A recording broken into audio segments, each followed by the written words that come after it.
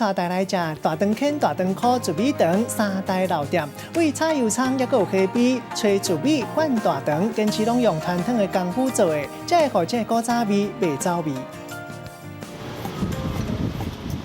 打起鼎的竹米肠，一刀甲切落去，感觉真杂精。甲看这个竹米是逐粒拢遮尔把水，搁带芳开，搁来甲淋这个甜咸啊酱，含独门生的鸡仔年，安尼倒打来甲食，互人是愈食愈煞脆。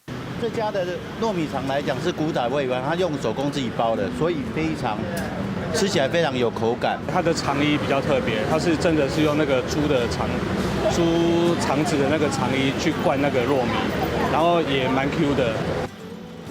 油爱控制就好啊，嘛袂使做盐的，啊袂使，互伊做冷的安尼，爱控制啊温度，嘿嘿，安尼起来较会好食。啊，无你啊伤盐起来搭搭。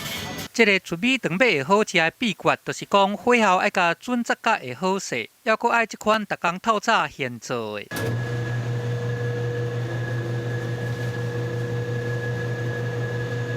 这不能一直搅啊，一直搅会变麻糬。也若这个拉的时间，嘛是爱甲超甲拄好，因为这个手工灌的竹米肠，都爱趁竹米还佫烧烧的时阵，安尼才会较好灌。安尼甲补起。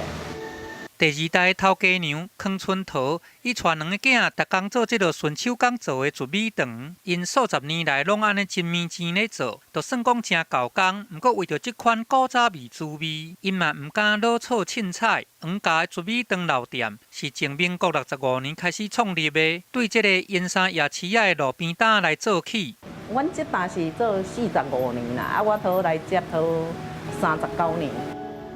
哎，拢国小，迄个4岁啦，啊，要的跩拢国小就开始4年、3年啊，就拢开始咧做啊。系啊，他们都很辛苦，哎，你都拢讲这个很辛苦，妈妈我不要做这个，我要练师啊。因为从小做到大了，而且看爸妈也有年纪了，然后事实上动作也没有以前那么流利，所以就想说。学校还是会回来的，假如我们没回来的话，那这个味道可能就没有了。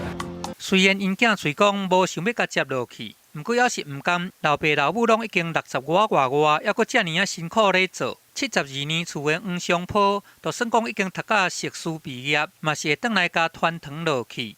客人就觉得他们希望以后还吃得到这个味道，所以我们就继续坚持下去。出去都拢伊做做无休困，啊，都放袂落去，啊，都甲因斗做啊。